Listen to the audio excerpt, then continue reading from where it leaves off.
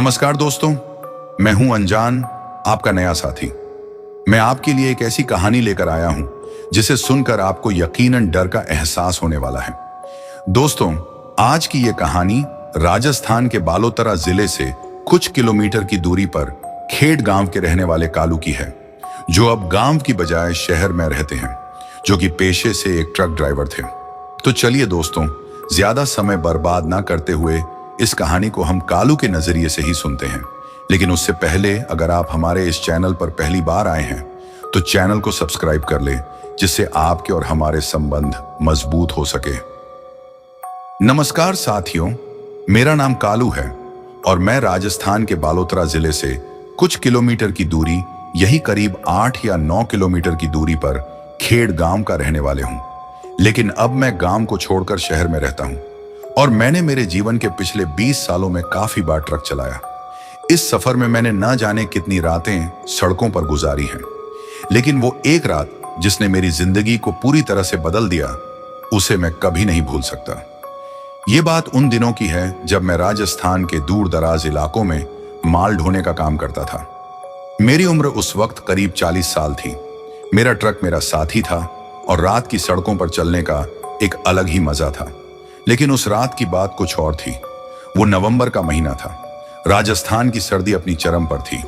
आसमान में बादल घने हो रहे थे और हवा में एक अजीब सा सन्नाटा था। मुझे एक माल की डिलीवरी करने के लिए देर रात तक सफर करना था। मैंने अपने ट्रक को पहले एक पेट्रोल पंप पर खड़ा किया और पेट्रोल भरवाया।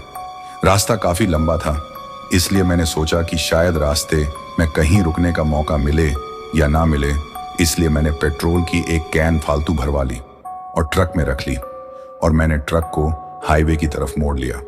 उस वक्त रात के करीब 12 बजे होंगे जब मैं एक सुनसान इलाके में पहुंचा। ये इलाका ऐसा था कि चारों तरफ दूर दूर तक कोई बस्ती नजर नहीं आती थी। केवल पेड़ पौधे और बंजर जमीन ही दिखाई दे रही थी। ट्रक की हेडलाइट्स की रोशनी में मुझे सड़क साफ दिखाई दे रही थी, लेकिन उस सन्नाटे में भी मुझे एक अजीब सी बेचैनी महसूस हो रही थी। रात का सन्नाटा गहराता जा रहा था और मैं अपने ट्रक में बैठे बैठे सड़क पर नजरें गड़ाए चला जा रहा था। अचानक मुझे टॉयलेट की जरूरत महसूस होने लगी। उस सुनसान इलाके में कोई ढाबा या होटल तो दूर दूर तक नजर नहीं आ रहा था, इसलिए मैंने ट्रक को सड़क के किनारे रोकने का फैसला किया। मैंने ट्रक को धीरे धीरे साइड में खींचा और इंजन बंद कर दिया। ट्रक से उतरकर मैंने चारों तरफ नजर दौड़ाई। कोई इंसान तो क्या, कोई जानवर भी दिखाई नहीं दे रहा था। पेड़ों के बीच से ठंडी हवा चल रही थी जो शरीर को कंपी दे रही थी। मैंने जेब से अपना फोन निकाला और उसकी फ्लैशलाइट ऑन कर दी ताकि अंधेरे में रास्ता देख सकूं। मैं ट्रक से कुछ ही दूरी पर एक झाड़ी के पास गया और टॉयलेट करने लगा। जैसे ही मैंने सिर उठाया, मेरी नजर में झाड़ियों के पीछे कुछ अजीब सा हरकत करता हुआ दिखाई दिया। पहले तो मैंने सोचा कि शायद कोई जानवर होगा, लेकिन जब मैंने गौर से देखा तो मेरी रूह कांप गई। वहां एक औरत थी जो जमीन पर बैठी हुई थी। उसके लंबे उलझे हुए बाल उसके चेहरे पर बिखरे हुए थे और उसकी कपड़े इतने गंदे थे कि पहचान में नहीं आ रहे थे। लेकिन जो सबसे ज्यादा भयानक था वो था उसकी हरकत। वो औरत झाड़ियों के पीछे एक मरे हुए कुत्ते का मांस खा रही थी। उसके हाथ खून से सने हुए थे और वो बड़ी बेरहमी से उस मांस को चीरकर खा रही थी, जैसे वो उसकी सबसे पसंदीदा चीज हो। मेरे दिल की धड़कनें तेज हो गई। मैं वहीं पर जड़ हो गया और मेरी हालत पत्थर जैसी हो गई। मैंने जल्दी से अपना टॉयलेट खत्म किया और जैसे ही मैं वापस मुड़ने लगा, मेरे हाथ से फोन फिसल गया और उसकी फ्लैशलाइट सीधी उस औरत के चेहरे पर पड़ गई। जैसे ही रोशनी उसकी आंखों पर पड़ी, उसने अचानक अपना सिर ऊपर उठाया। उसकी आंखें खून जैसी लाल हो गई और उसके होंठों पर खून की बूंदें टपक रही थीं। उसकी शक्ल देखकर मेरे पैरों तले जमीन खिसक गई। वो कोई साधारण औरत नहीं थी, बल्कि एक डायन थी जो उस सुनसान इलाके में अपना शिकार ढूंढ रही थी।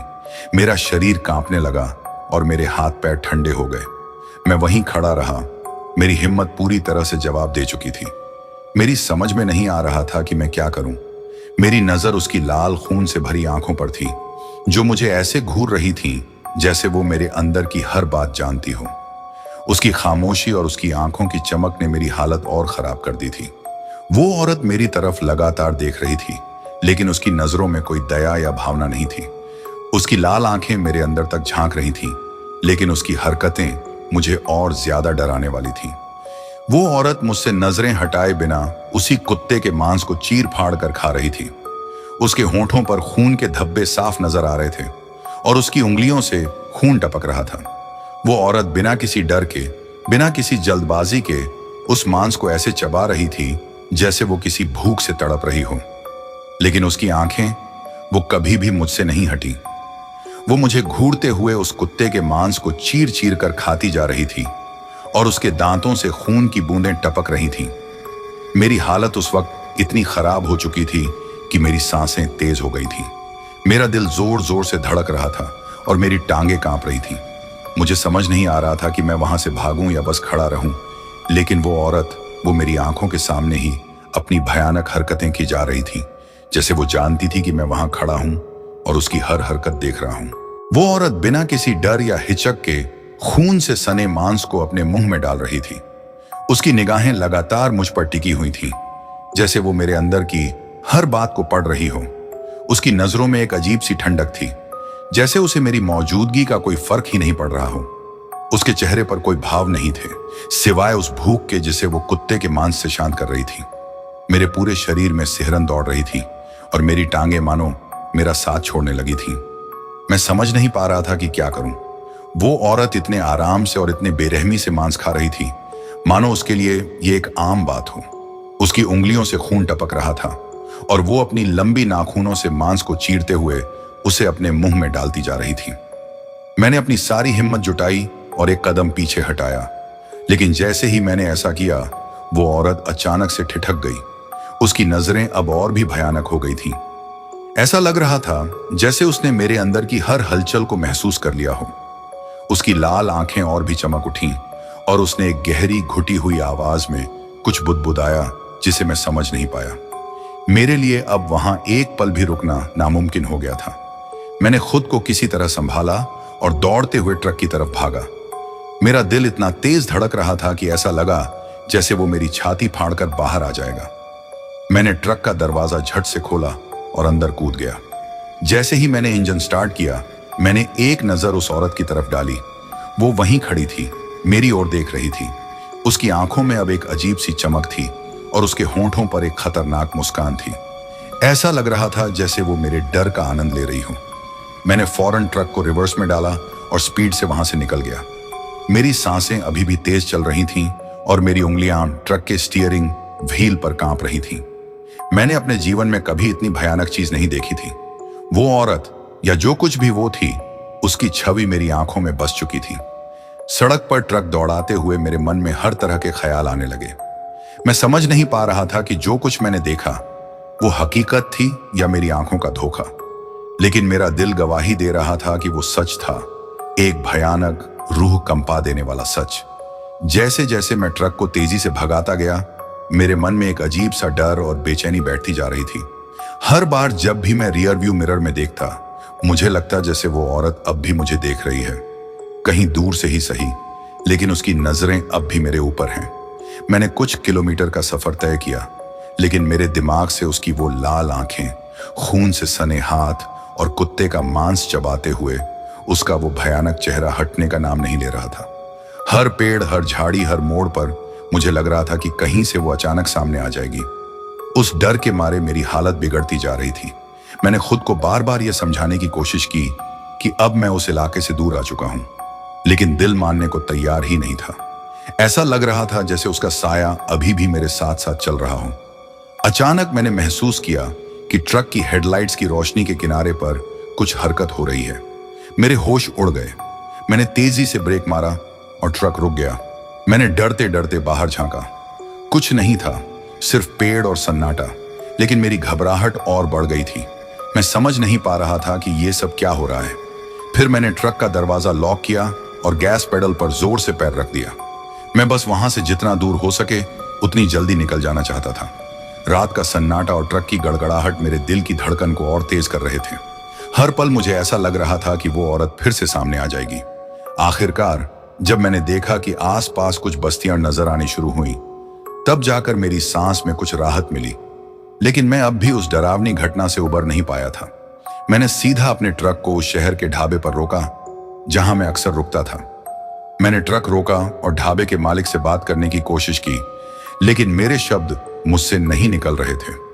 मेरी हालत देखकर वो भी घबरा गया। मैंने किसी तरह अपने डर को काबू में करते हुए उसे सारी बात बताई।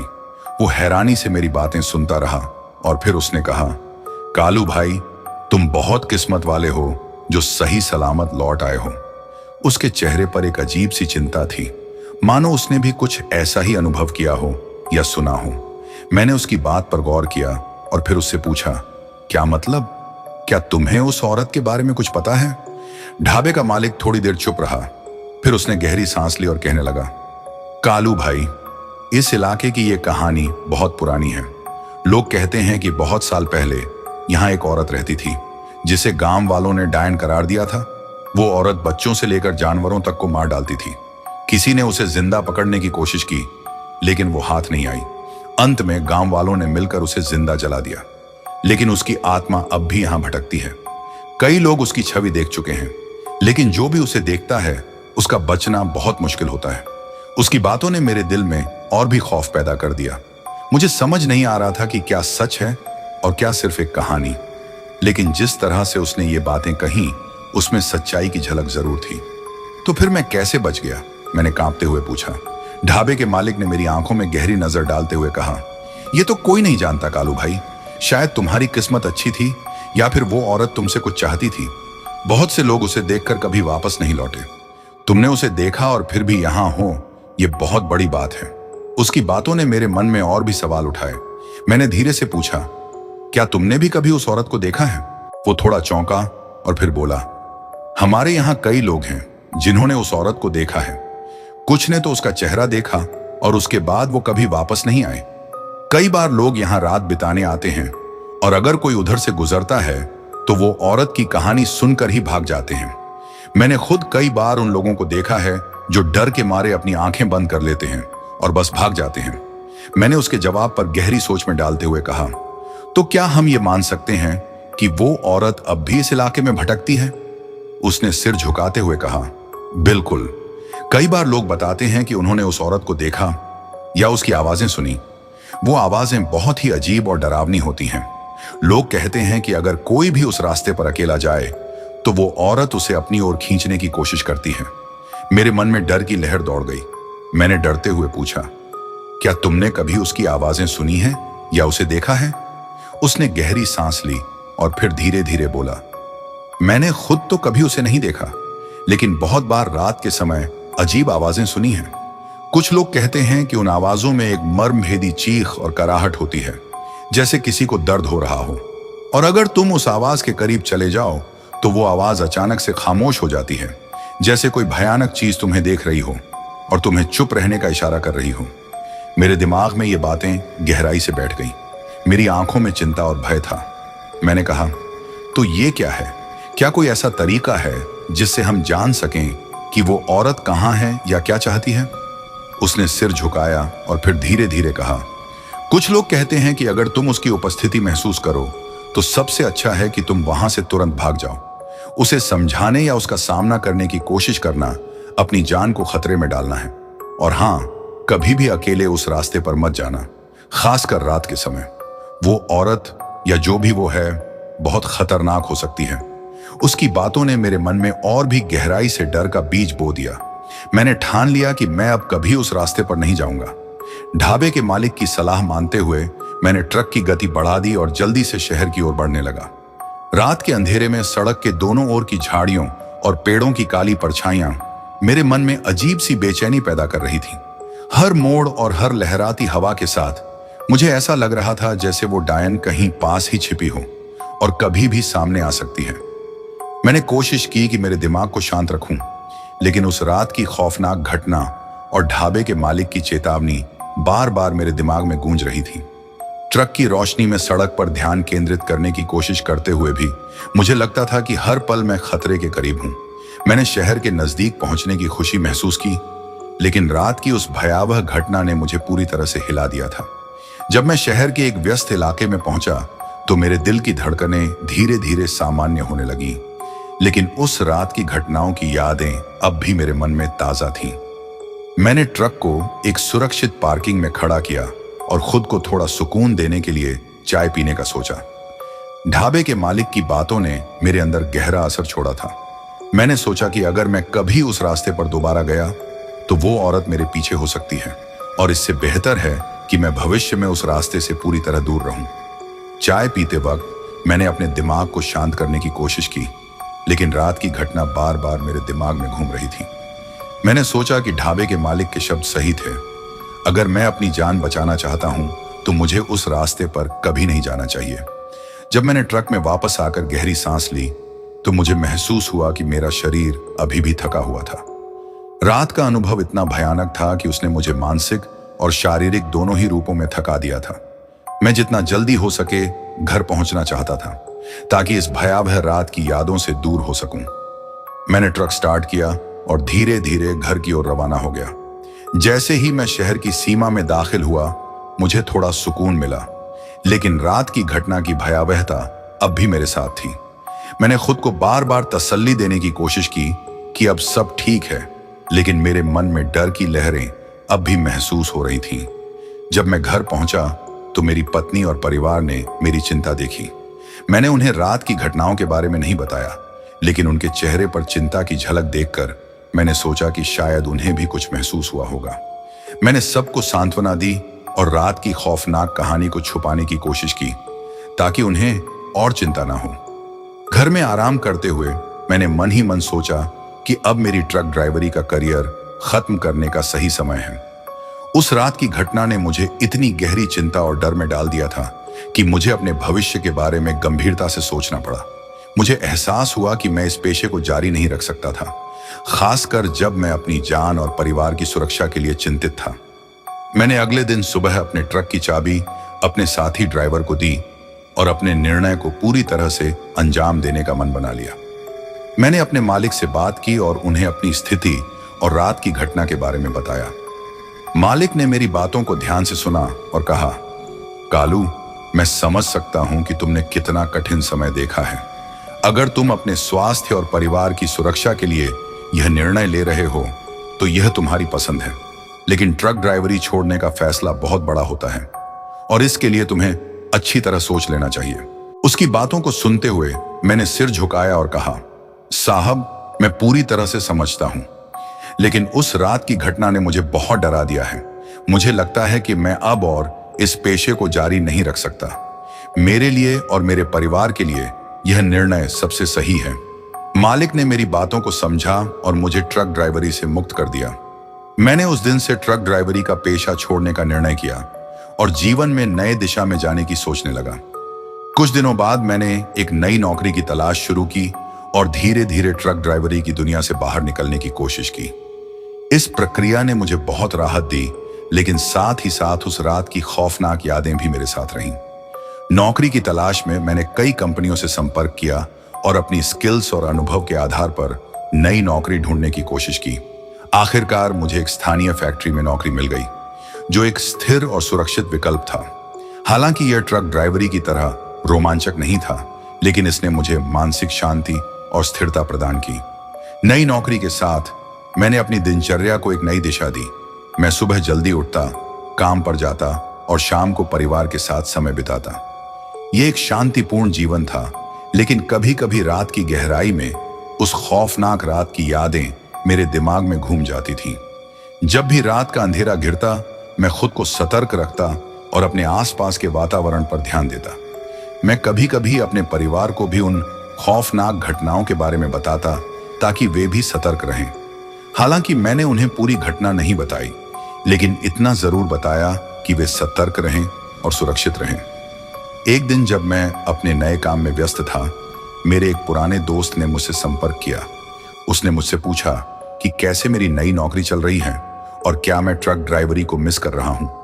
मैंने उसे अपनी स्थिति के बारे में बताया और कहा कि मैं अपने फैसले से खुश हूं, लेकिन रात की वो खौफनाक यादें अब भी मेरे दिमाग में घूमती हैं। उसने मुझे सलाह दी कि मैं अपनी मानसिक शांति के लिए एक मनोचिकित्सक से मिलूं और अपनी घबराहट और डर को साझा करूं। उसने कहा कि यह सामान्य है कि ऐसी घटनाओं के बाद लोग मानसिक रूप से प्रभावित होते हैं और एक पेशेवर मदद से राहत मिल सकती है। मैंने उसकी सलाह मानी और एक मनोचिकित्सक से संपर्क किया। उसने मेरे अनुभवों को समझा और मुझे कुछ सत्रों के लिए बुलाया। थेरेपी सत्रों ने मुझे अपनी भावनाओं को व्यक्त करने और उन खौफनाक यादों को दूर करने में मदद की। धीरे धीरे मैंने महसूस किया कि मेरी मानसिक स्थिति में सुधार हो रहा था और मैं अपने नए जीवन को अधिक आत्मविश्वास के साथ जीने लगा था। नई नौकरी और थेरेपी सत्रों की मदद से मैंने ट्रक ड्राइवरी की दुनिया को पीछे छोड़ दिया और अपने जीवन को नई दिशा दी। हालांकि रात की खौफनाक यादें कभी कभी मुझे सताती हैं, लेकिन अब मैं उन्हें बेहतर तरीके से संभालने लगा हूं। नई नौकरी में रहते हुए मैंने काम के साथ साथ खुद को भी व्यस्त रखने की कोशिश की। मेरे नए साथी और मित्रों ने मुझे अच्छे तरीके से अपनाया और काम में व्यस्त रहते हुए मैंने धीरे धीरे पुराने डर को नियंत्रित किया। परिवार के साथ बिताए गए सुखद पल और नए वातावरण ने मेरी मानसिक स्थिति को सुधारने में महत्वपूर्ण भूमिका निभाई। एक दिन जब मैं अपने काम से घर लौट रहा था तो मैंने सोचा कि मैं उन पुरानी यादों को पूरी तरह से भुलाने के लिए एक छोटा ट्रिप प्लान करूं। मैंने अपने परिवार के साथ एक सप्ताहांत की छुट्टी की योजना बनाई और एक शांत स्थान पर जाने का सोचा। हमने एक सुंदर हिल स्टेशन चुना जहां हम आराम कर सकते थे और एक नई शुरुआत कर सकते थे। हिल स्टेशन की प्राकृतिक सुंदरता और ताजगी ने मेरी आत्मा को ताजगी दी और रात की खौफनाक यादें कुछ हद तक पीछे छूट गईं। वहां की शांत वायुमंडल ने मुझे मानसिक शांति दी और मैं महसूस करने लगा कि मैं अपनी पुरानी समस्याओं से उबर रहा हूं। हिल स्टेशन पर बिताए गए दिनों ने मेरे मन को काफी शांति दी। सुबह की ताजगी और ठंडी हवा ने मुझे पूरी तरह से सुकून का एहसास कराया। परिवार के साथ समय बिताने और प्राकृतिक सौंदर्य का आनंद लेने से मुझे महसूस हुआ कि मैं अपने भीतर के डर और तनाव को काफी हद तक कम कर चुका हूं। हमें वहां के पहाड़ी रास्तों पर ट्रैकिंग करने का मौका मिला और प्रकृति के करीब रहकर मेरे मन को बहुत सुकून मिला। हमने सुबह की ठंडी हवा में चाय पी और शाम को आग के चारों ओर बैठकर बातों का आनंद लिया। इस तरह के पल ने मुझे आत्मिक ताजगी दी और मेरी पुरानी यादों की घातक छाया को कुछ हद तक कम कर दिया। हिल स्टेशन की यात्रा ने मुझे यह समझने में मदद की कि प्राकृतिक सौंदर्य और सकारात्मक वातावरण कितने महत्वपूर्ण होते हैं। जब हम शहर लौटे तो मुझे लगा कि मैं पहले से कहीं ज्यादा मजबूत और संतुलित हूं। मैंने महसूस किया कि जीवन में संतुलन और मानसिक शांति बनाए रखना कितना महत्वपूर्ण है और इस यात्रा ने मुझे यह सिखाया कि खुद को ठीक करने के लिए कभी कभी एक बदलाव की जरूरत होती है। घर लौटने के बाद मैंने अपने नियमित जीवन को एक नई ऊर्जा के साथ जीने का प्रयास किया। काम में व्यस्त रहते हुए मैंने अपनी दिनचर्या में छोटे छोटे बदलाव किए जो मुझे मानसिक शांति देने में मददगार साबित हुए। मैंने आत्म देखभाल को प्राथमिकता दी और नियमित व्यायाम और ध्यान को अपनी दिनचर्या में शामिल किया।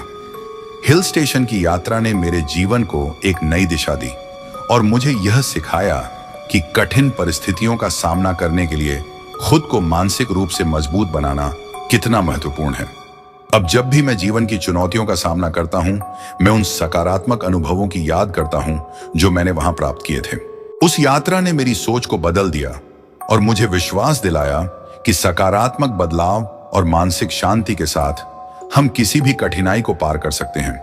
मैं अब अधिक आत्मविश्वास के साथ अपने भविष्य की ओर देखता हूं और मेरे पिछले डर और तनाव धीरे धीरे भुलाए जा रहे हैं। तो दोस्तों, आज की ये कहानी आपको कैसी लगी कमेंट करके हमें जरूर बताएं। अब शुरू करते हैं वो सिलसिला जिसके बारे में मैंने आपको बताया था। अब मैं उन लोगों के नाम लूंगा जिन्होंने मेरी पिछली वीडियो में कमेंट करके अपना नाम और वो हमारी कहानी को किस जगह से सुन रहे हैं बताया है। तो अब मैं उनके नाम लेता हूं। तो सबसे पहले है राहुल है झारखंड से, लालू प्रसाद यादव है बिहार से, आलोक है उड़ीसा से, इमरान खान, जन्नत खान, रेहान खान और सुनीता है सिक्किम से, राजू है मणिपुर से, अनु गायकवाड़ है अधेरी मुंबई से, सुमन है हरियाणा से, रविंदर है आगरा से, नदीम उद्दीन है तेलंगाना से, सिप्पा ब्रार है बठिंडा पंजाब से, निशी है दिल्ली से, विनोद जायसवाल है कोलकाता से, राजीव कुमार सक्सेना है यूपी से, अनु गायकवाड़ है अंधेरी मुंबई से, सत्या नारायण है ओडिशा से, सीमा है महाराष्ट्र से, उमर है पाकिस्तान से, सूरज पंडित है आगरा से, किशन है गोरेगांव से और अब सबसे आखिर में सागर है असम से। तो दोस्तों, ये थे उन लोगों के नाम जिन्होंने हमारी पिछली वीडियो पर कमेंट करके बताया था कि वो हमारी कहानी कहां से सुनते हैं। तो दोस्तों, आज के लिए बस इतना ही। कल फिर मुलाकात होगी एक नई कहानी के साथ।